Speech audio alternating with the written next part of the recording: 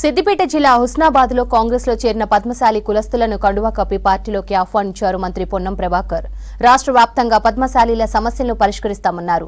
రాష్ట్ర ప్రభుత్వం పద్మశాలి వర్గానికి చేయూత అందించి అండగా ఉంటుందని మంత్రి పొన్నం భరోసా ఇచ్చారు. హుస్నాబాద్ నియోజకవర్గంలోని నేత కార్మిక వర్గానికి సంబంధించిన కొంత పద్మశాలి నాయకులు కాంగ్రెస్లో కలిసినారు. వాళ్ళందరికీ హృదయపూర్వకంగా స్వాగతం తెలియజేస్తూ హుస్నాబాద్ నియోజకవర్గంలో ఉన్నటువంటి కాక యావత్ తెలంగాణలో పద్మశాలీలు ఎదుర్కొంటున్న సమస్యల పరిష్కారానికి ప్రభుత్వం చిత్తశుద్ధితో ఉంది.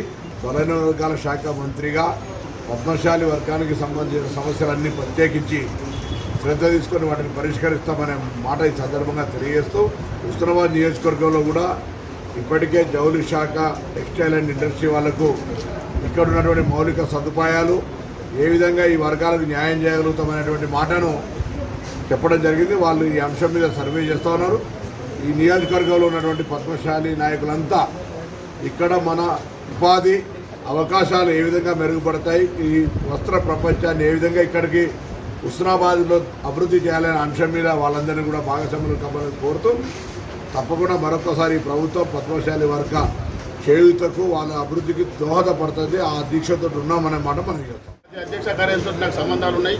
అదే దానికి తోడు ఇప్పుడు మనం కాంగ్రెస్ పార్టీలో చేరాం కాబట్టి పార్టీ బలోపేతానికి తప్పకుండా నా వంతు సహాయ సహకారాలు అందిస్తూ మన 7 మండలాల అధ్యక్ష కార్యదర్శులు మిగతా పద్మశాలి నాయకులందరితోటి కలుపుకొని పోయి పార్టీకి మరింత ఉత్సాహాన్ని తీసుకొచ్చి రాబోయే రోజులలో జరుగు అన్ని రకాల ఎన్నికలలో ఖచ్చితంగా నేను నా వంతు సహాయ సహకారం